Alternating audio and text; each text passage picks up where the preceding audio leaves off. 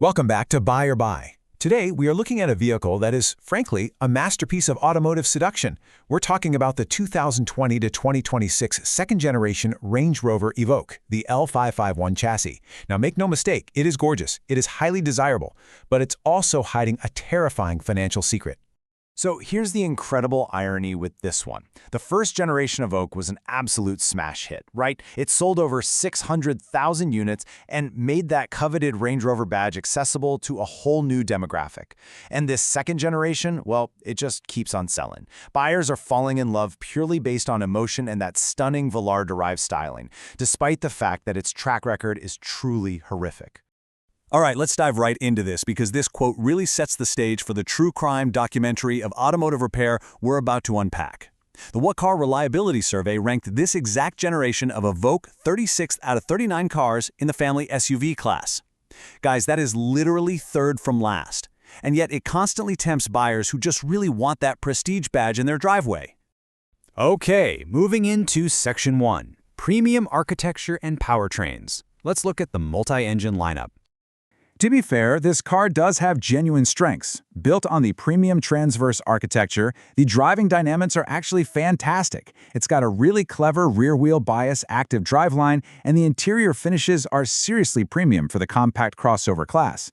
Now, as you can see, there's a broad variety of powertrains globally, including some diesels in Europe. But generally speaking, if you're in the US market, you're looking at the 2.0-liter turbo gas engine paired with standard all-wheel drive and a 9-speed ZF automatic. And JLR has done a great job keeping it fresh. For the 2024 model year, released in late 2023, they gave it a major facelift. Smoother front fascia, a simplified trim hierarchy, but the absolute game changer is inside. They finally ditched the glitchy old Touch Pro Duo screens and brought in this stunning 11.4-inch curved Pivi Pro touchscreen. It's a massive, massive upgrade for the cabin.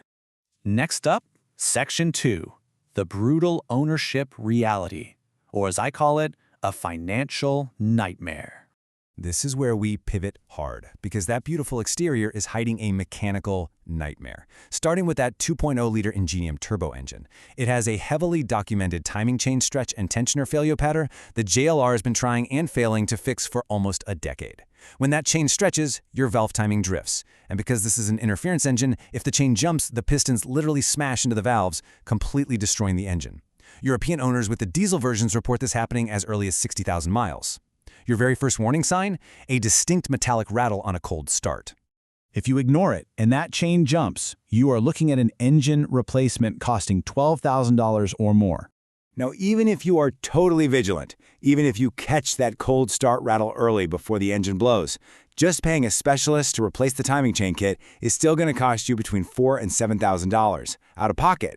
You might be thinking, okay, fine, I'll just avoid the standard gas engine and buy the plug-in hybrid. Well, that brings us to our second massive red flag. The P300e PHEV has its own incredibly severe failure pattern, specifically with the inverter and the high-voltage battery.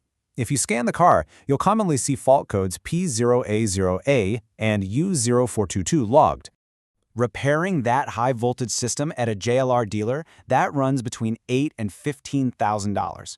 Plus, the math is actually so catastrophic that some Land Rover specialists in the UK are now permanently converting these hybrids back into standard gas cars just so owners can escape the repair bills. Oh, and the pain doesn't stop at the engine. The ZF 9-speed automatic transmission has completely documented issues with clunky shifting and torque converter shudder.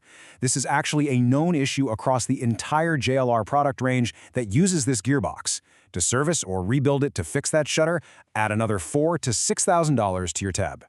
And beyond all of those massive structural failures, you still have the standard JLR ownership experience.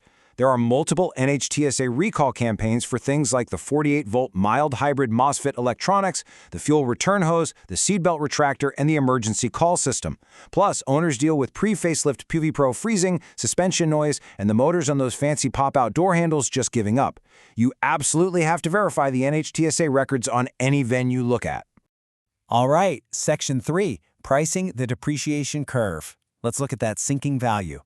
As you'd expect, this brutal ownership reality creates an absolute cliff of a depreciation curve.